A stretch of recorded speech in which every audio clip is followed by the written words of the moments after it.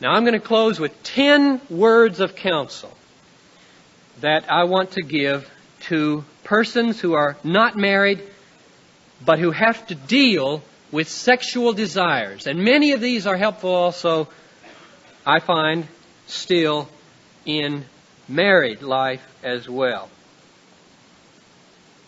Some of them have a very masculine orientation. I can't help that.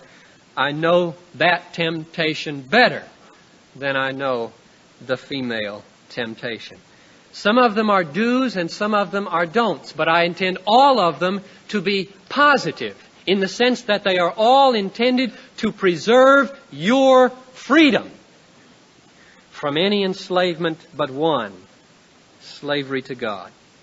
Number one, do not seek regular sexual gratification through masturbation. It is a tragedy that I never heard that word in church. And I can only remember hearing it once in 4 years of college from every day going to chapel. One time my father mentioned it to me. What in the world is wrong? How was I supposed to do anything right? How are they supposed to know?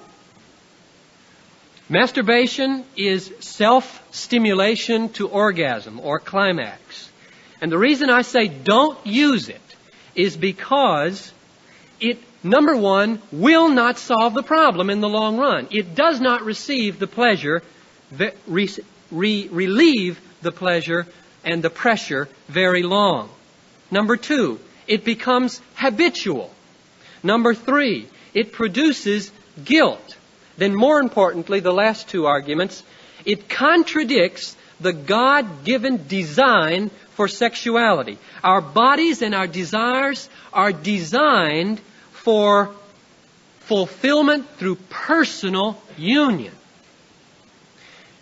And self-stimulation contradicts that purpose and inevitably produces a sense of wrongness. But perhaps most importantly of all, masturbation is inevitably accompanied by sexual fantasies which we would not allow ourselves in reality. And therefore we start to become like the Pharisees, well scrubbed on the outside and inside full of perversions.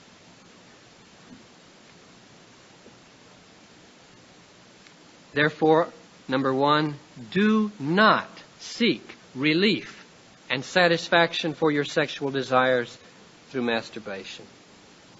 Second, do not seek sexual gratification through touching and being touched by another person, even if you keep it short of sexual intercourse. I'm speaking to unmarried people. Everyone knows that intimate touching is the prelude to and preparation for sexual intercourse. You stop it, you'll be frustrated to death and wind up in masturbation.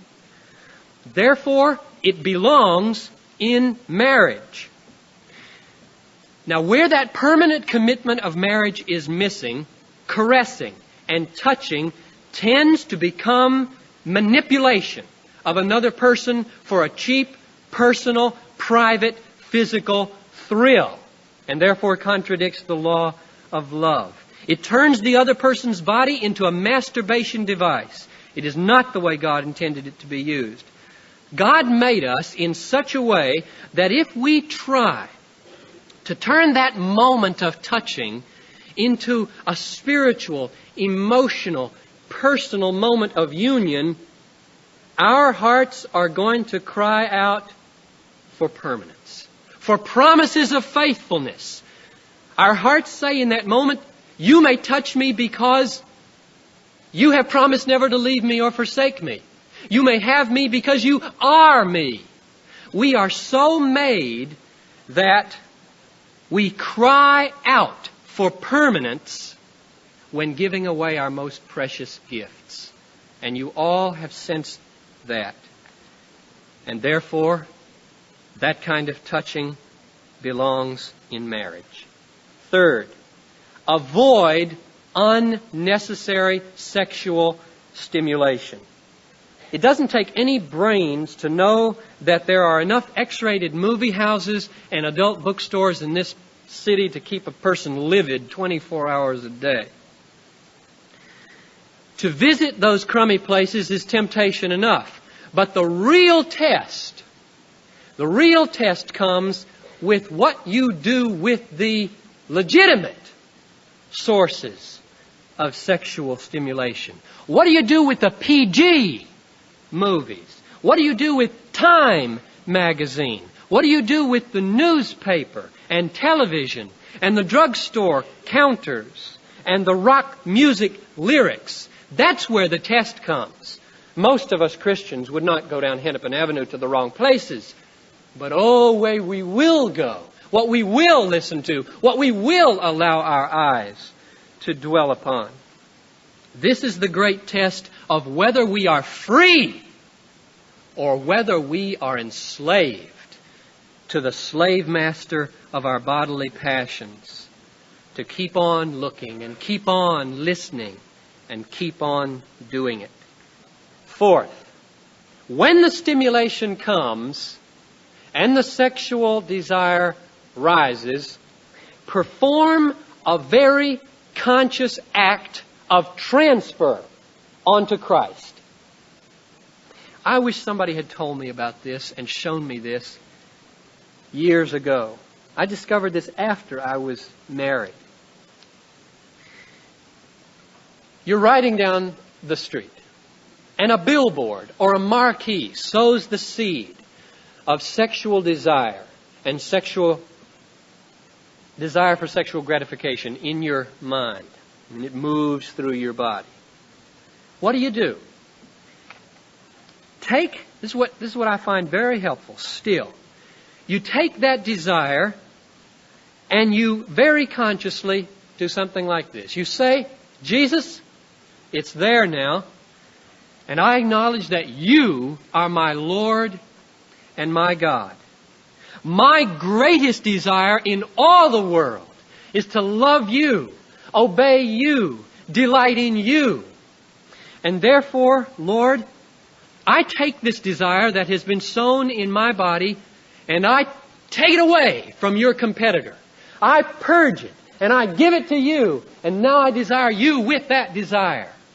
And I thank you for liberating me from the bondage of sin. It is remarkable of how much power we can gain over the direction of our desires if we go on to number 5, namely, pray. Pray that God will give you in ever-increasing strength that love to Him, that desire to know Him and obey Him above all else. I read a sermon by Thomas Chalmers, an old Scottish preacher, once, entitled The Expulsive Power of a New Affection. The title's just stuck because it's so good. The most effective way to get rid of a desire that you don't want, but you have, is to recognize that it's there, admit it, and push it out with a new one. You can't get rid of it really any other way. Not effectively. Remember, Jesus talked about getting the heart clean of one devil. You sweep it nice and clean, it stays empty, and boom, 7 more come back. So it is with sexual desires. You must replace them with something new, a new affection.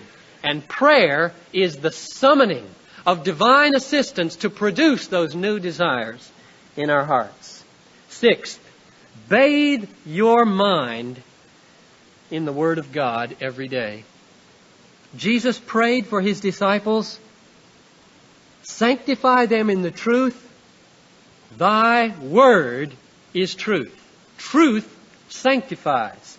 There is nothing that renews the mind and the heart and enables it to assess things the way God assesses them than regular meditation on the revelation of God in the Bible. The person who does not take up the sword of the Spirit is going to lose in the battle for his body. 7, keep yourselves busy. Very simple advice. Keep yourselves busy.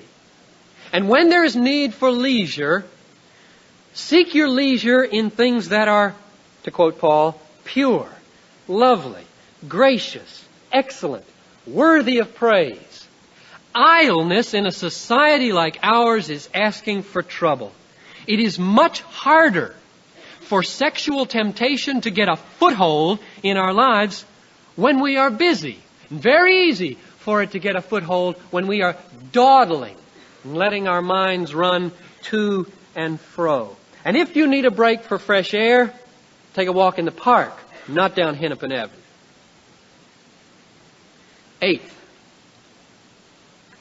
don't spend too much time alone. Not an easy word for some singles. Don't spend too much time alone. We've got to help you in the church with this. We're not doing a very good job of it, and we will do better. You must spend time with Christian people. Don't forsake the assembling of yourselves together. Not just here on Sunday morning. That text doesn't mean that. Don't forsake the assembling of yourselves together many times, in all kinds of situations, in little groups, 2s, 3s, 4s, dozens. Get together, encourage one another, stir each other up to love and good works. Talk about your struggles with trusted friends. Not everybody, but trusted friends. Pray for each other. Hold each other accountable for purity. 9.